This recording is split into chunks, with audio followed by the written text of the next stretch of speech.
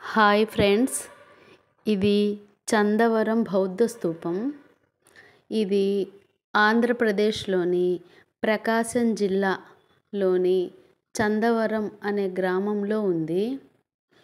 ఈ బౌద్ధ స్తూపం ఊరి చివరన సింగరకొండ పైన ఉంటుంది. దీనిని శాతవాహన రాజవంశం వారు క్రీస్తు పూర్వము 2 మరియు క్రీస్తు శకము 2వ శతాబ్దం మధ్యకాలంలో దీనిని నిర్మించారు.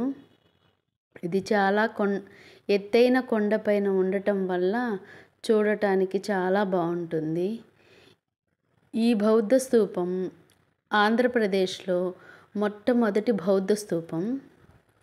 దీనిని 1964లో వేలూరి వెంకట కృష్ణ శాస్త్రి గారు కనుక్కున్నారు.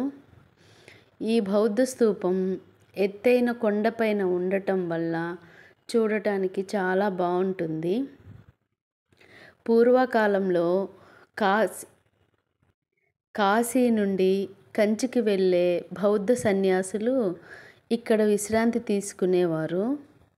ఇది ప్రస్తుతం శిథిలావస్థలో ఉంది. ఇవి అన్ని ఇటుకలతో నిర్మించబడింది. ప్రస్తుతము ఈ బౌద్ధ స్తూపము పురావస్తు శాఖ వారి ఆధ్వర్యంలో ఉంది.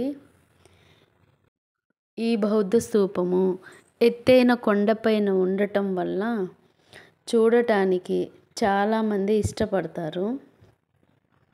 ఈ బౌద్ధ స్తూపాన్ని పెద్ద ఇటుకలతోటి నిర్మించబడింది. ప్రస్తుతము పురావస్తు శాఖ వారు ఈ బౌద్ధ స్తూపాన్ని రక్షిస్తూ ఉన్నారు. ఈ బౌద్ధ స్తూపం చుట్టూ